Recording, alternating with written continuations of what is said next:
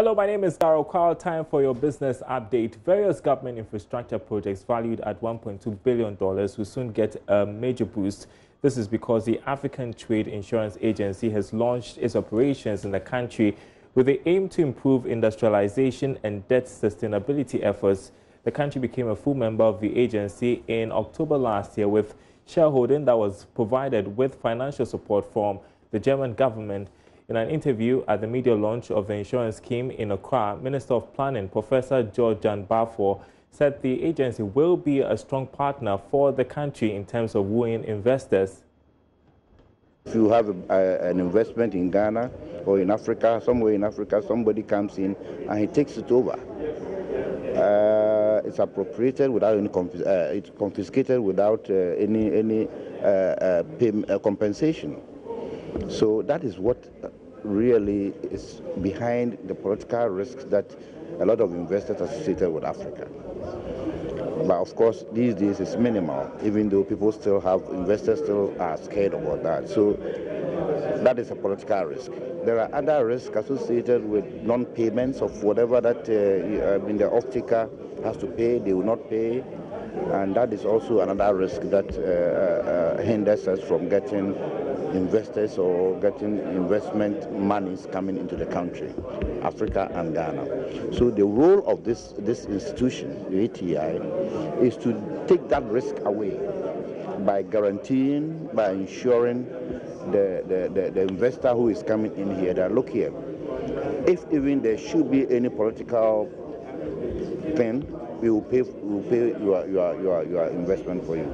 If there should be a situation where the off-taker is unwilling to pay, we will pay it for you. So you feel free and go and do your investment in that country. Once those risks are taken away, you see that the level of investment, foreign direct investment, actually will go up. And that is the role that they are going to play to help us get our investments higher and therefore enable us to do the projects, a lot of the projects that we are going to do. Director of Tax Services at PricewaterhouseCoopers Ghana, Jan Kwanzaa, has expressed worry about delays in passing the tax exemption law, which was introduced in Parliament last year.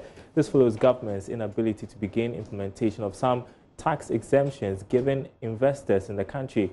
According to Mr. Jan Kwanzaa, the delay is having a negative effect on Ghana's investment group. There's more in this report.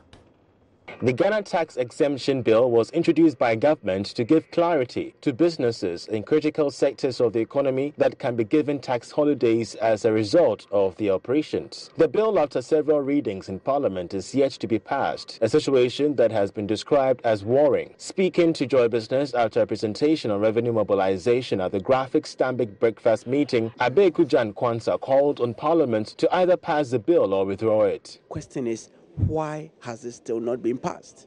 Is it that Parliament has a concern? Let them raise it. Is it that it is no longer relevant? Probably we thought it was relevant. Let's know and withdraw it so that we can all have certainty around exemptions. But that's how the delay of the bill is having any impact on either the investment climate or the economy? I would say yes. Because if you have a bill that is saying that I'm going to reserve certain things in certain agreements, all other exemptions in various enactments will be removed except for what is in the Income Tax Act and in the VAT Act. Somebody that has invested in, say, the Free Zones Enclave might want to wait, see the position of that before you can invest more. Because as you know, free zone companies have certain exemptions. So the question is, will these exemptions remain the same going into the future? So long as it's not being passed, so long as it's not being withdrawn, you create a state where we are all unsure of the future.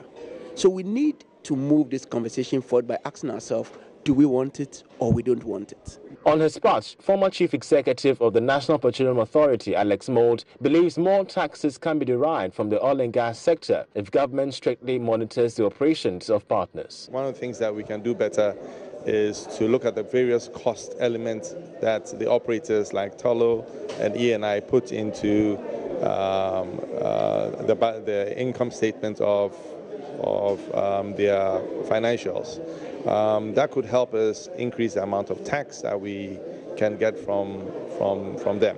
There's another thing called additional oil tax, which is the way we share windfall profits that should also be calculated on a regular basis so that we know exactly how much we make. There's also been suggestions that government should intensify efforts at reducing state expenditure.